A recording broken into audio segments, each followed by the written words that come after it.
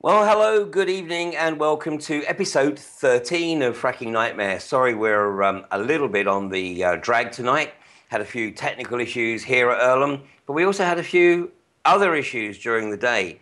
I was actually supposed to introduce to you tonight my researcher. He's a petroleum engineer, and he has a lot to contribute to Fracking Nightmare. But unfortunately, his first visit to Barton Moss also resulted in his arrest, and we'll see that a little bit later. So it's meant that we've had to cobble the show together a little bit here latterly this evening. But let's start with some really good news, because earlier today it was announced that Cuadrilla, who were responsible for setting off the two earthquakes, or seismic events, if you prefer, on the Fylde Peninsula in April and May of 2013. This was the result of the only wells to be fracked in the UK to date. The seismic events in the Fylde Peninsula resulted in damage to properties, not structural damage, but damage to walls, ceilings lifting from walls, door frames coming away from walls, etc. Bathroom tiles cracked. And as it was effectively proven, indeed Cuadrilla actually admitted that they were responsible for these seismic events, that resulted in the moratorium on hydraulic fracturing in the UK. Of course, that moratorium was lifted in December of 2012, shortly after Lord John Brown, chairman of Cuadrilla, actually announced to the media that he would do whatever it takes to get Britain at the heart of the shale gas revolution. Well, not only was he chairman of Cuadrilla, well, he's still chairman of Cuadrilla, but of course he was also, and is still also, special advisor to David Cameron's cabinet, with a special responsibility for business ethos. And for anyone who knows Lord John Brown's background, that is somewhat of an oxymoron. Coupled with which, he's also responsible for being a special advisor to look at ways in which the industry can get kicked off in this country. No vested interest there whatsoever. Huh? Anyway, it was today announced. Here we go. Oh, let me put that back up on the screen. It was today announced that Cuadrilla have withdrawn all of their planning applications for drilling or for fracking in the Fylde Peninsula. And the reason that they have withdrawn these applications is due to uncertainty over the means by which radioactive waste from fracking will be disposed of. Now, this is a potential game changer and showstopper, because right from the outset, this has been a major issue. When I first met with the Cuadrilla management team on the 1st of February last year, so almost exactly 1 year ago, and I was questioning Francis Egan on this issue, and eventually Francis Egan admitted that they did not have a strategy for the disposal of the fracked waste, telling me that the game plan was to store it in double-skin tanks until such time as a solution was found. Now, when I met with iGas on September the 17th at the Salford City Stadium at their public meeting, this was last year, and Dave Kerr of iGas basically stated exactly the same thing, that they didn't know what they were going to do with the fracked waste. But it wasn't going to be an issue for them because they weren't planning on fracking anytime soon. But nonetheless, it is still an issue. In the US, of course, this waste is being disposed of in landfill, and it has been proven that in some cases in Pennsylvania, some of the gas companies have been trying to dispose of radioactive waste 17 times above the legal limit. Now, that has been spotted by employees at the landfill sites, and the gas companies have been forced to take it back. But what do they do with it then? Because remember, the oil and gas industry in the US has the equivalent of diplomatic immunity when it comes to having to acknowledge or report any contamination of water, soil, or air. So this recognition at last that there is no strategy for the disposal of radioactive waste other than to store it in double skin tanks has now come to the fore. So surely it's going to be a little more difficult now for David Cameron and the other banner wavers for the shale gas coal bed methane industry to ramp up the speed with which these companies are going to get their bits in the ground. So this was breaking news today. So let's see what happens over the next couple of days. So more good news perhaps as we go through the show, but let's see how things have unfolded through the week. Because last week the show went out on Wednesday instead of the usual Monday.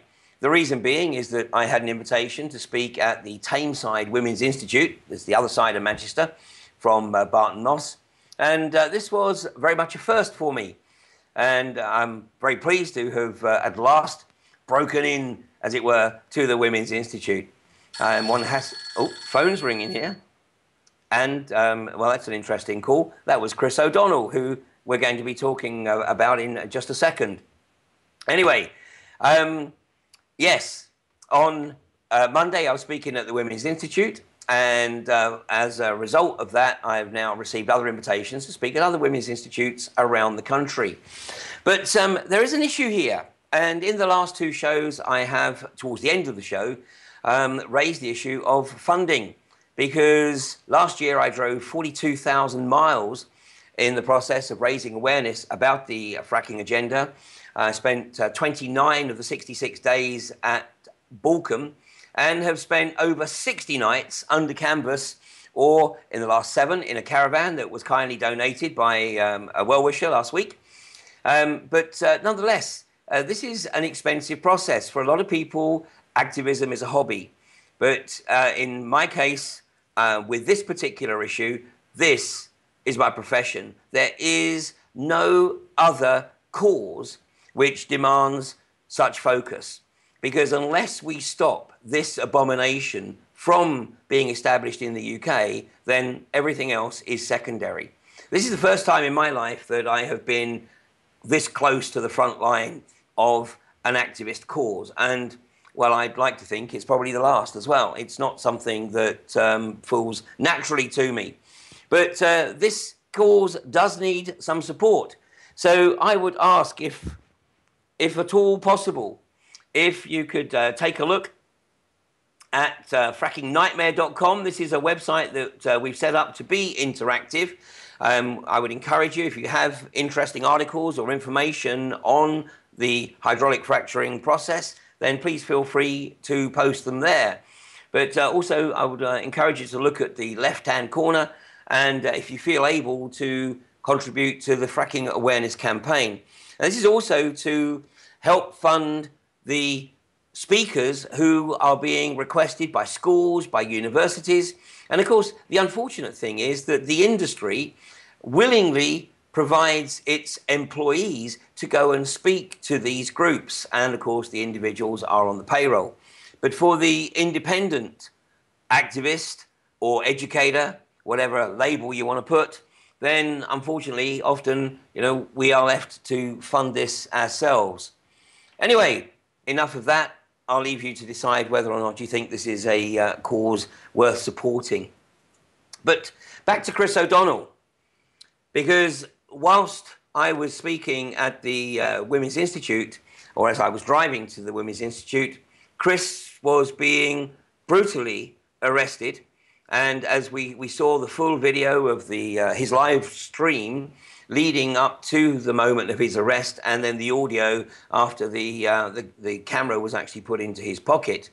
And on the Wednesday afternoon, I recorded the interview with Chris. So if you want to see that, if you haven't seen that, then look at episode 12 of Fracking Nightmare for the full interview with Chris O'Donnell. Now, Chris has been recovering. He went back up to Scotland for a few days. But this morning, he was back at the Barton Moss camp. And I had a brief discussion with Chris. So here's an opportunity to catch up with Chris O'Donnell after his experience of the Tactical Assault Unit of Greater Manchester Police last week. Okay, so Chris, it's pretty much the 1 week anniversary of your experience at the hands of TAU. I'm looking forward to 2:30. Okay, so what's the game plan? Well, now I'm going to head up to court and have these ridiculous bail conditions lifted. I'm here facilitating a protest, in that I make sure that everything we do, just like what you do, is live streamed or recorded or noted in a notebook, depending which role I'm covering as a legal observer or doing the live stream side of stuff. You can't do legal observing from the middle of a field. You can't do the video live stream from any way, shape or form of anything constructively in the field when the wind is so heavy like it was earlier on today. And the intimidation brought towards by having many police officers outside the area that I was stood next to, and then all the police officers then leaving, and within that couple of minutes after that, the police violently arresting somebody down here. I did desire to come out of the tent that I was at the very back of, the back of the T tent, which if you look up through the field you'll see the white tent with its butt coming straight into the field. That is in the field. I'm allowed to be at the back of that tent and not be on the verge, just like I'm allowed to be here. We treat these hay bales as being the verge, the end of the verge and the start to the field, and I generally try and keep down here if there's any truck activity, at least, particularly. So hopefully the bail conditions will be lifted and then you'll be back on the line. Back able to do whatever I need to do.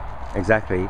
Hey, well, good luck. I think we've also waiting to hear on the court case today as to whether Barton Moss Road is a footpath or a highway, and of course the result of that could prove to be a game changer. And also one of my very close friends, Bear, got arrested today, right at the very beginning. Well, that was very unfortunate because Bear is actually was going to be on Fracking Nightmare tonight. He still shall be. Well, I hope so. All right, well, good. Well, that was Chris, and I was speaking to Chris after the walk-in of the convoy this morning. Now, there has been some interesting artwork produced after Chris's arrest last week, and this was one that was displayed by the protectors there. Do you have a toxic business interest which needs protecting? Call the TAU. Thugs are us. Well, after Chris's experience and after the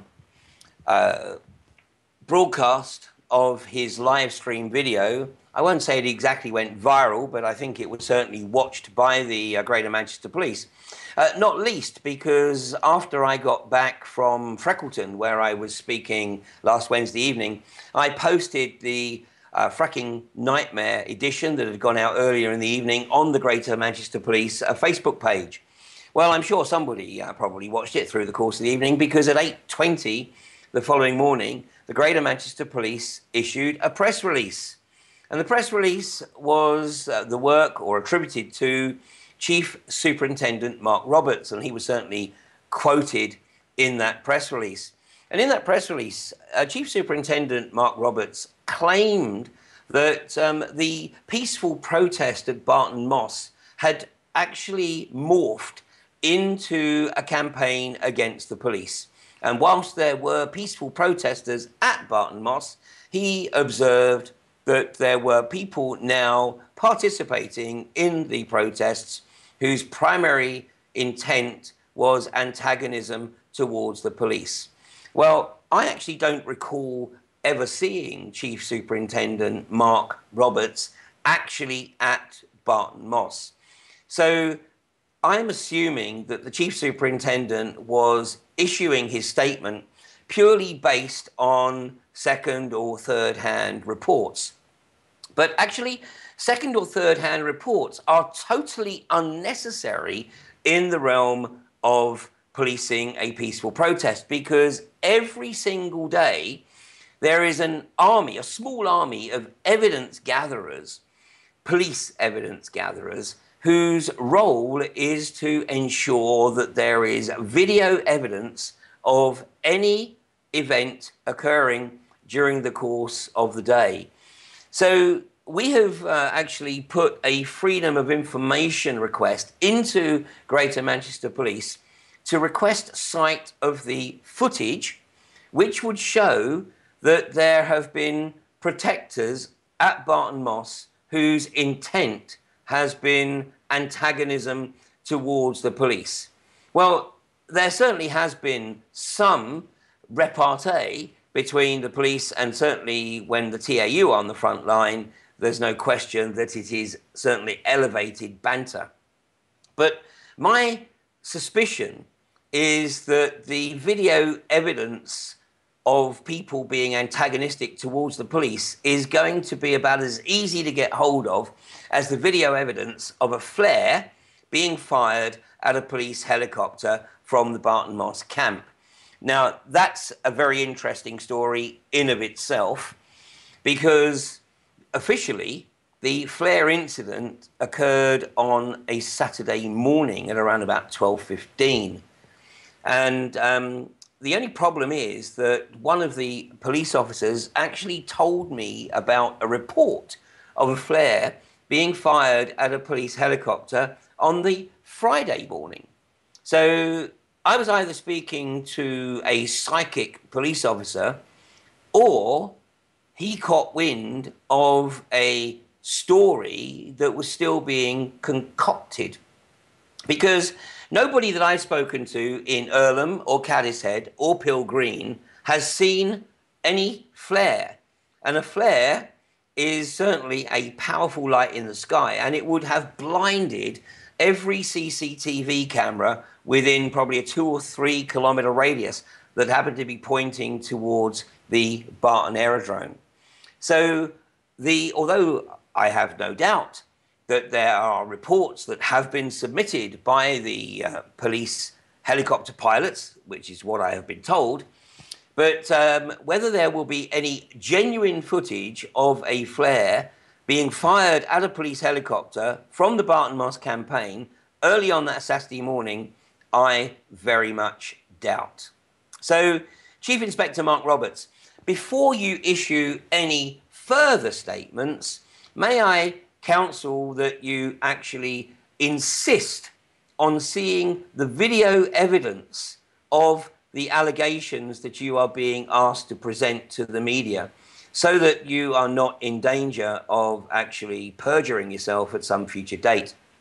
And the reason I make this observation is because just last week in the court in Brighton, and I'll paraphrase, but the judge effectively made the observation that the Sussex police seemed not only to have a poor ability to recall incidents that occurred at Balcombe in the summer, but also lacked the ability to interpret what was actually being displayed before them in video evidence, because their accounts tended to differ. So what we're seeing at Brighton is the police's own video evidence collated by their own evidence gatherers effectively derailing a lot of the prosecutions. And you know what? I'm pretty sure that that's going to be the same at Barton Moss. And of course, we're also awaiting the outcome of the determination of whether Barton Moss Road is actually a highway or a footpath. I have a sense that that ruling is going to be delayed for as long as possible to enable iGas to have their trucks facilitated up Barton Moss Road to the iGas well site. Now, I did say that Bear as he is known, was going to be joining me tonight and was going to be my co-host. And I was going to introduce you to him because he will be having a regular input into the show from now on. But like I said, unfortunately, his introduction to Barton Moss was less than auspicious. And we barely made it about 20 meters up the road this morning before Bear was arrested. So let's have a quick look at Bear being arrested and listen very carefully to Bear's response to the arresting officer.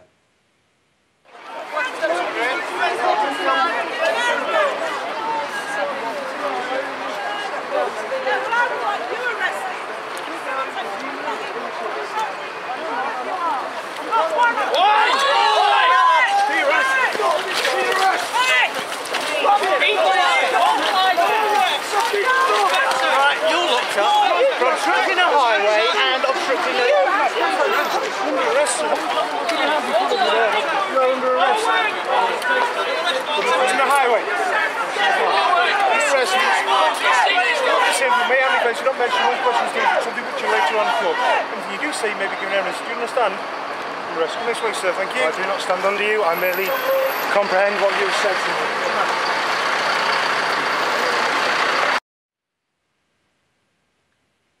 I do not stand under you. I simply acknowledge your request.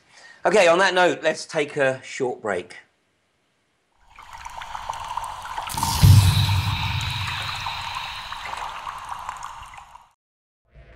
"60% of the English countryside is under threat from fracking, a process which has transformed the landscape in many parts of the United States and Australia, and contaminated the drinking water and air with highly toxic chemicals and gases.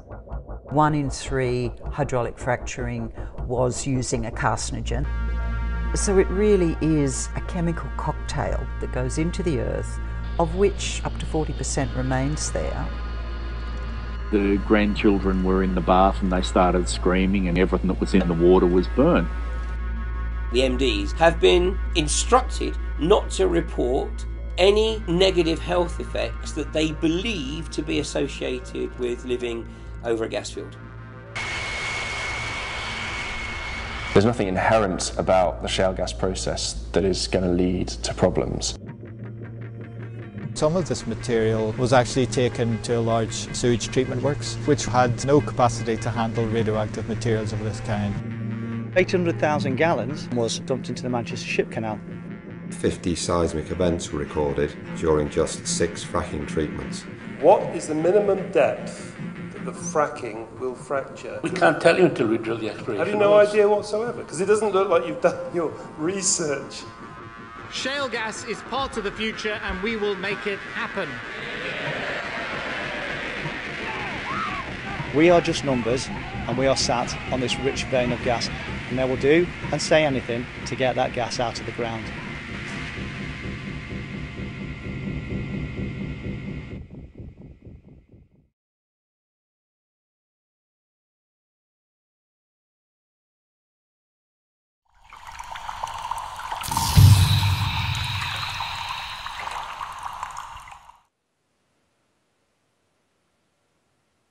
And welcome back to part 2 of Fracking Nightmare. Now, this would have been the part where I would have introduced you to Bear and we could have talked about his background and some of the research that he's been doing into this particular issue, but looks like that's going to have to wait for another week. Now, some other interesting things have been occurring at Barton Moss during the course of the last few days. Not least was the fact that during the latter part of the week, one of the protectors decided to build a platform in the trees alongside Barton Moss Road. Now, this seemed to really spook the TAU, and their concern was that this platform might be used as a launch pad for somebody to jump on the trucks.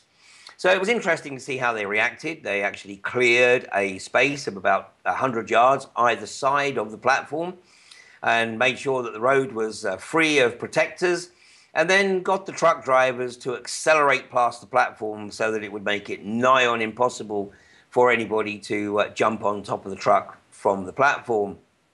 Well, The following day, the police, in collusion with the owners of Barton Aerodrome, decided to take some fairly drastic action. And unfortunately, the beautiful trees that were along the eastern side of Barton Moss Road are no more.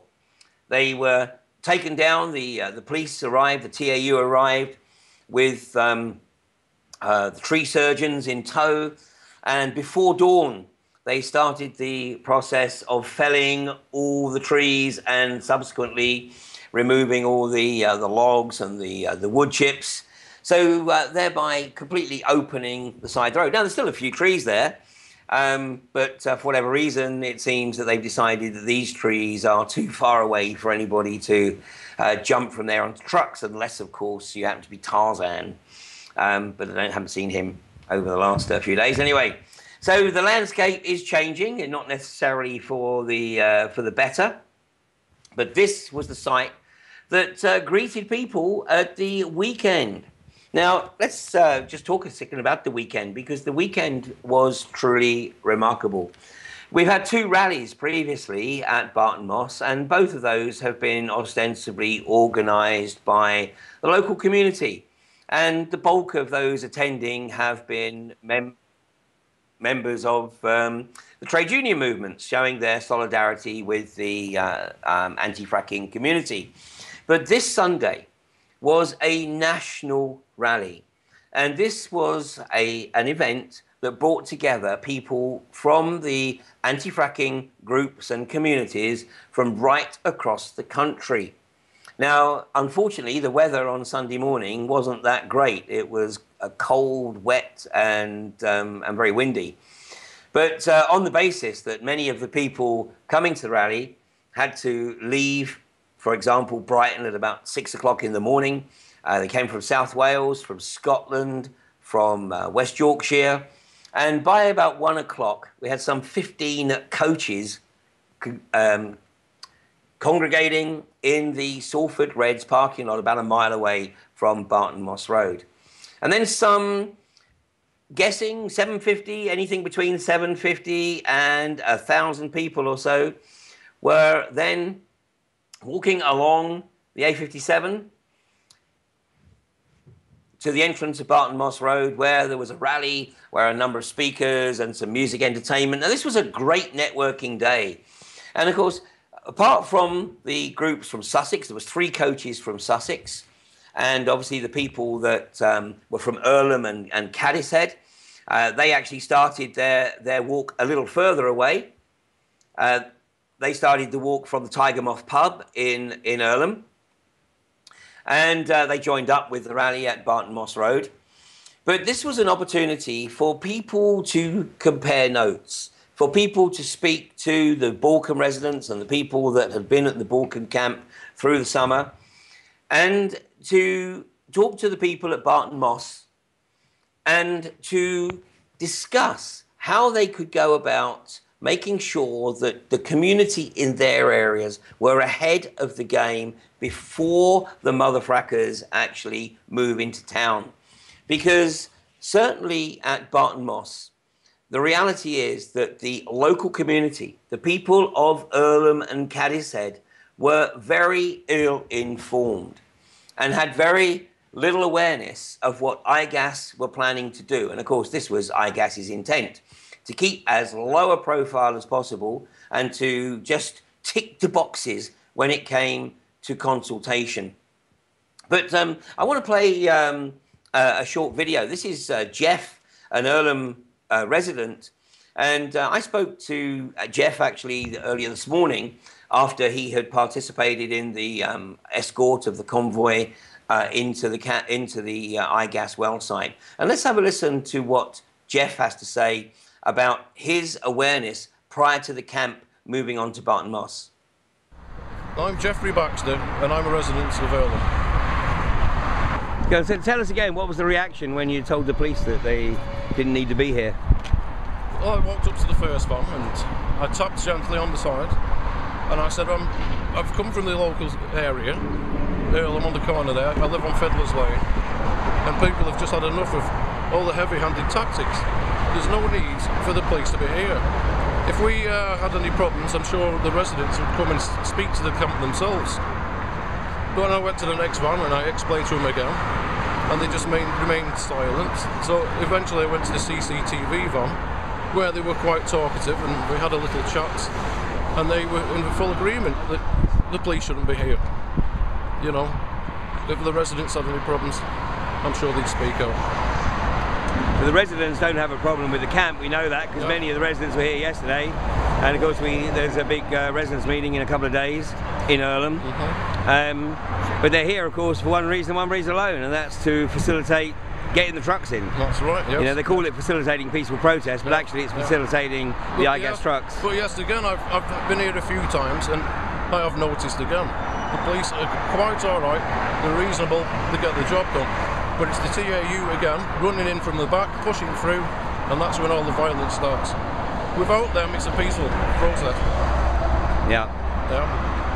I mean, it's the TAU probably account for about 80% of the arrests, I'm guessing. Yeah. But you'll come back?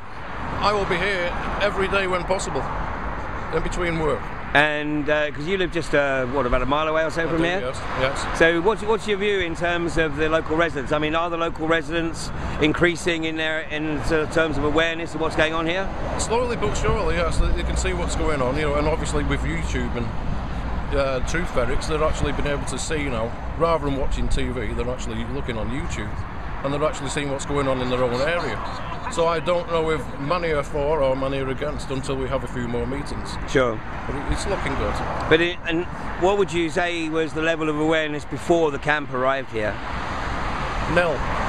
So the camp, in your opinion, has been absolutely instrumental in raising awareness amongst the local community? Yes, because of course when you get people that turn up on the mosque and start putting tents up, people are curious to why they are. So people have come down just to have a look and see, well, what are you doing here? So when you explain to them what's going to happen in your own town, the people are saying, well, hang on, we weren't told about this. And then that's when you start asking questions. Absolutely. Well, I think this is going to be going on for about another 30 to 45 days or so till iGas vacate the pad. So hopefully the number of local people who realise what's occurring here will increase even more. Let's hope so. Yeah. Well, as it happens, I've been invited to speak to at the AGM of the local Labour Party meeting in a week or so. So, you know, although Barbara Keeley has been very consistent in her opposition to this, now right at the grassroots level, they want to take a little. So that was Jeff from Earlham, just about a mile or so away from the iGas well site. Now, you heard a reference there to Barbara Keeley. Now, Barbara Keeley is the Labour MP for the Earlham, Cadishead and Eccles constituency. Now, Barbara Keeley has been very consistent in her opposition to iGas's presence in the constituency. And my sense is that perhaps a number of people in the constituency, they didn't really take too much interest. Barbara Keeley was announcing her opposition, and therefore it probably wasn't going to happen. But of course, what we have seen in the Barton Moss campaign here is that the views of the local MP actually don't matter a jot. And in fact, Barbara Keeley, like other MPs elsewhere in the country, like Charlie Elphick in Kent and Andrew Tyree in Chichester, both Tory MPs, they state their opposition to the unconventional gas industry in their constituency, but they still support the overall agenda. So in other words, not in my backyard, just in somebody else's. But I think that might come back and bite them at some point. But we have to learn from this. Now, there was a few people, perhaps about half a dozen or so, who were active in looking at the planning applications and making freedom of information requests. But what was lacking in Manchester was any real boots on the ground effort in terms of raising awareness amongst the various communities. Now, obviously that has changed very, very significantly over the last few weeks. And we've seen a number of groups established and have their meetings. And now, right now, there's a series of film showings going on around the Greater Manchester area, all of which will hopefully contribute to new groups arising. And these groups must be autonomous. This is a critical element of this campaign, that each of the groups has to operate completely independent and autonomously, so that no group has to ask anybody else's permission. If they have an initiative, if they have an idea, if they have something that they think is appropriate in terms of challenging the industry or challenging the companies coming into their community, then they should have complete freedom to pursue that initiative. The moment there is any hierarchy, the moment there is any clear linkage between these groups, then they are wide open to the infiltration that has occurred in other countries, particularly in Australia, where tragically the Lock the Gate group has been seriously infiltrated, and regrettably they were fighting a rearguard action. And I have to say, I regret to say, that if the anti-fracking community in the UK is as successful as Lock the Gate was in Australia, then we have a serious problem. In southern Queensland alone, there's been over 3,500 wells drilled in the last 5 years. Now, the UK is 100 times more densely populated than southern Queensland. So it's more important, incredibly more important, that we fight this industry and prevent this industry from getting a toehold in this country. Now, I want to close with talking about yesterday's rally with a short interview with Charles Metcalfe. Now, some of you may remember that Charles Metcalfe gave a very rousing speech towards the end of the Cuadrilla campaign at Balcombe in the summer. And of course, Cuadrilla were prevented from fracking at Balcombe. They basically ran out of time because their planning permission expired on September 28th. And more recently, Cuadrilla have announced that they're not planning to frack at Balcombe.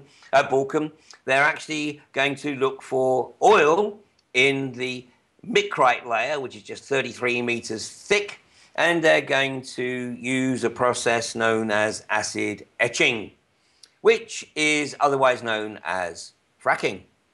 So why are we surprised?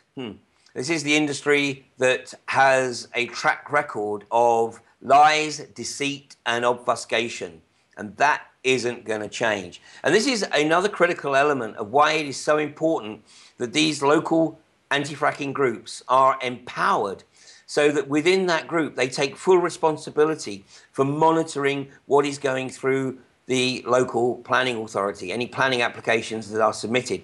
And we have to do this particularly right now, because if David Cameron gets his way, then all participation by the local authorities will be removed as he makes a desperate bid to get the shale gas industry kicked off in this country. So let's have a look at what Charles Metcalfe said to me yesterday morning. Yeah, I'm here at the Salford Reds parking lot with Charles Metcalfe from Balcombe. Charles, how long did it take you to get here today? We left about 7:30 this morning, a bit before. Had a couple of wee stops, as the Scots would say, and the English might as well. And so here we are. It's taken us a few hours to get here, 6 hours or so, but we're here. And I think there's 3 coaches from Sussex. 3 coaches from Sussex. One came from Balcombe, you know, Balcombe residents, and a few people from outlying other supporting villages, and a couple came up from Brighton. Fantastic. And I know we got coaches here from Scotland, from Yorkshire, from Wales. Fantastic. And I think this is the first time that there has been a gathering of all the all or many of the anti-fracking communities from around the country. I think you're probably right, and I think I think the reason is that people are now beginning to understand how this government really means what they said they're going to try to do, which is frack 2/3 of this country. And we've all been talking to each other, we communities who are under threat, where licenses have already been sold to drilling companies. And we've been trying to spread the word about the dangers, about how to approach the situation they're in, and just help each other. And so this, for the first time, as you say, is the coming together of all those different communities, from all those different people whose beautiful homesteads, villages, environments are threatened, to try and resist the general oppressor. So you don't think that too many people are going to be taken in by Cameron's bribery offers of 100% of the business rates? That was a real watershed moment when one of the government ministers talked about offering compensation. Now, you don't offer compensation unless you've harmed someone. And suddenly you could see light bulbs going on over people's heads all over the country in these communities, and people realised that there was going to be harm, there was going to be damage, there was going to be serious disruption to their lives, and we moved from this word compensation to bribery, and that was a real game-changing moment. And despite the fact that the industry has tried this week to short-circuit our thinking and to get us away from the antagonism that we've shown very consistently by saying, oh, no, we're not fracking. No, far from it. We're just doing a little acid etching, quite harmless. Otherwise known as fracking, by the way. Otherwise known as a sort of slightly gentler method of fracking, and using that well-known household ingredient, as they kept on telling us at the beginning of the thing, things you'll find in your kitchen or your bathroom, that well-known household ingredient, hydrochloric acid. Not in my kitchen or my bathroom. And even if it was, you wouldn't be pouring it into your kettle anytime soon. I wouldn't be pouring it in my kettle and pouring it down a hole in the ground where it might bubble up again nastily in my river. Exactly. Well, Charles, it's going to be a great day here. I know there's going to be some wonderful networking going on, and let's just hope the rain holds off for a while. There's a lot of hugging at the moment, but I suppose the networking comes later. Absolutely. Or maybe that is modern networking. Maybe it is. Hey, yes. Let's embrace it. Thanks. No pun intended. Thanks, Charles.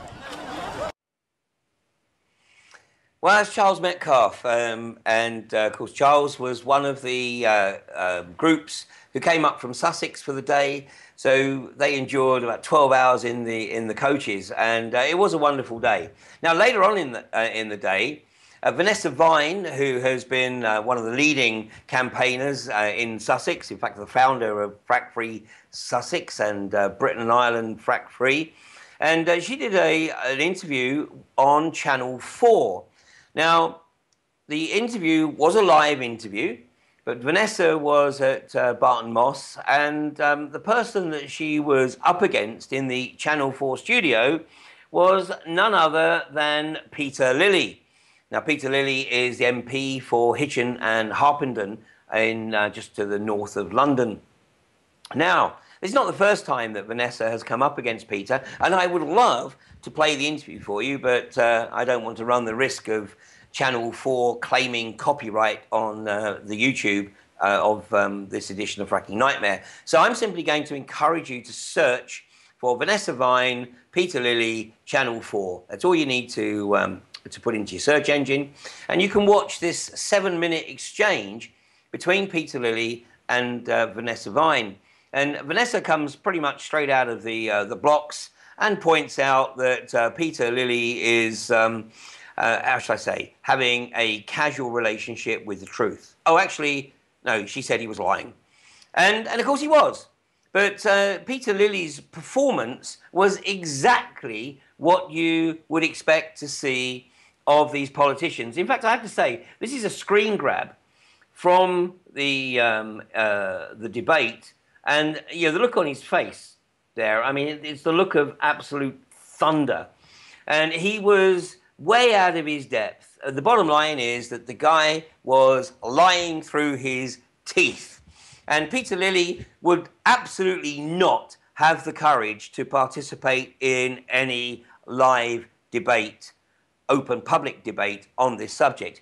In fact, Peter Lilly would have about as much intention of participating in any public debate as would Francis Egan or Andrew Igas or anybody else from the industry, because they know that once people look at this for themselves and understand the damage that this industry causes, it is not possible for them to be supportive.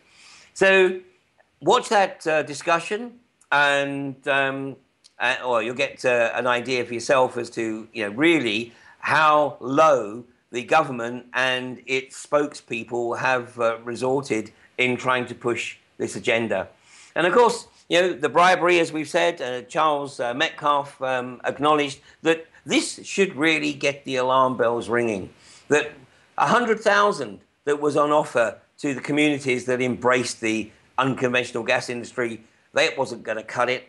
So now the bribery has been upped to 100% of the business rates and 1% of the revenue. Well, let me assure you that 1% of the revenue will be minuscule, because I know just as well as everybody else in the international oil industry how you can manipulate the accounts of one legal entity so that you minimize your exposure in terms of whether it's taxation or paying your 1% levy to the local community. So anybody banking on that is going to be very, very disappointed. But, this is behavioral adjustment payments. The oil and gas industry and the British government work on the basis that everyone has their price, because this is their mentality. They have a price. They've sold their soul. And it's just a question of establishing what the price is amongst those communities. Now, some communities, some local authorities have immediately responded by saying, forget it, we're not interested. But of course, as I've said already, David Cameron is working to try and remove them from the equation.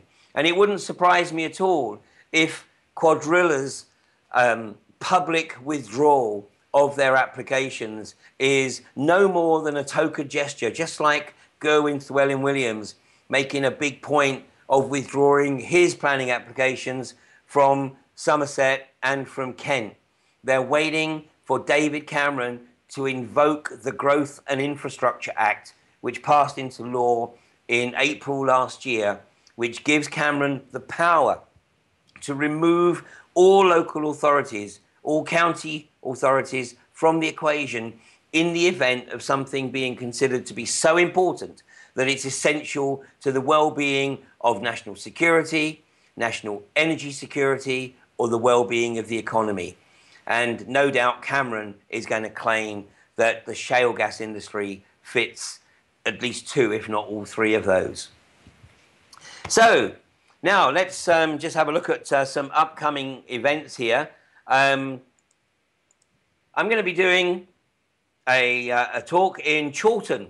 Now, as it so happens, this was something that I wanted to be doing some time ago, but it was actually very difficult to get it off the ground for varying reasons. So it's a month away, and the title of the talk is To Be or Not To Be Totally Fracked. And this is going to be at the Chorlton Irish Club in High Lane, Chorlton. It's about a month away on the 26th of February.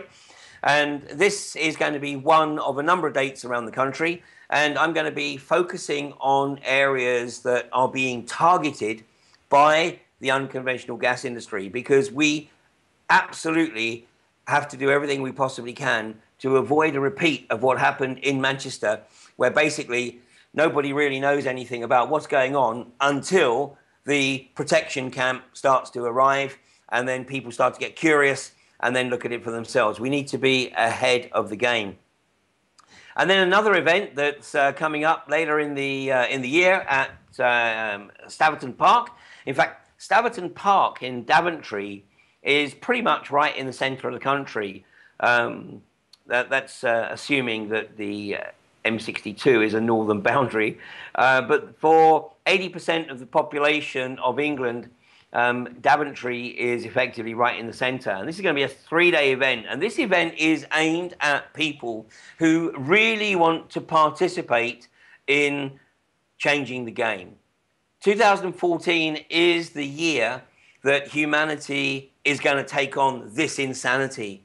And when we nail the issue of hydraulic fracturing, and we will, David Cameron, in my opinion, is already starting to consider an exit strategy, because 2014 is the penultimate year before the election. The election has to be called in May 2015 at the absolute latest.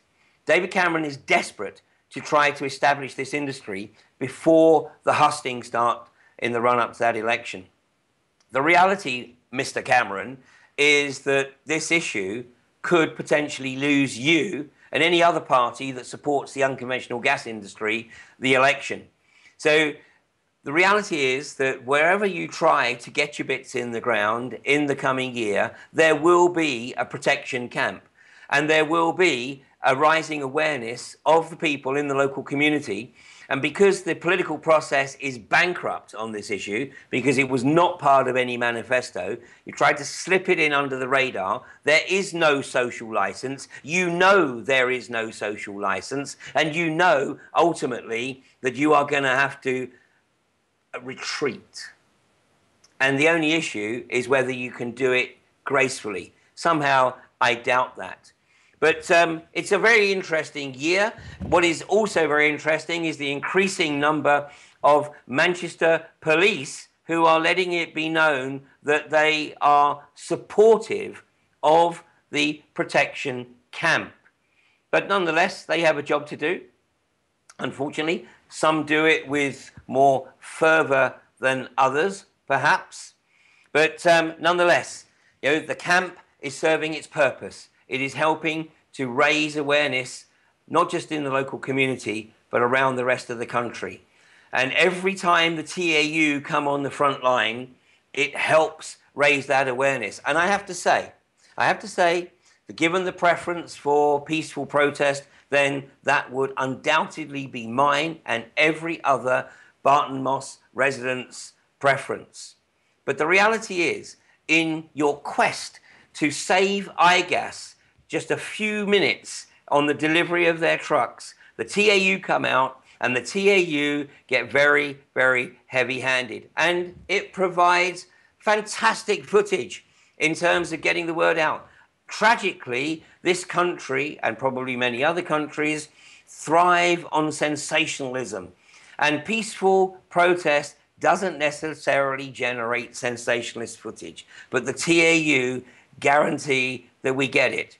And today, with the 8 arrests, it was no different. And, well, let's see what happens in the coming days and weeks. Because the reality is the camp is there for the duration. iGas are behind schedule. They're going to be drilling for something in the region of another 30 to 45 days, which means that the Barton Moss campaign is going to probably be in excess of 100 days compared to Borkum's 66. And this is certainly almost about double what iGas were originally intending. But who's bearing those costs? Who's bearing the costs of the delays and the costs of the policing? Well, right now, I'm sure it's the taxpayer for the policing and it's the investors for iGas. Meanwhile, of course, Andrew Austin and some of the other members of the leadership team make out like absolute bandits as they artificially hike the stock price. Andrew Austin, in the 10 days after the announcement that Total were buying into the UK shale gas industry, Andrew Austin yielded a net increase of £5.1 million just in his stock holding. 5.1 million was probably close to the total annual income of the housing estates adjacent to the Barton Moss well site. This will make a few people very wealthy, but the reality is that if this industry gets a foothold in this country, we will be condemning future generations to lives of absolute abject misery. Now, for those of you who can't get to Barton Moss, we want to be able to give you the full experience of what it's like to be on the front line. And so later on this evening, we will be uploading to my YouTube channel, that's Ian R. Crane, to my YouTube channel, the full video, the full unadulterated video. Each one's about 40 odd minutes long. This is the walk up of the convoy, and then after the trucks have unloaded at the iGas well site, the walk down. So this is about as close as I can get you to the experience without you actually being there. But as is always the case, boots on the ground are always welcome. So if I don't see you at Barton Moss, hopefully see you next week for Fracking Nightmare, episode 14. Take care. Good night.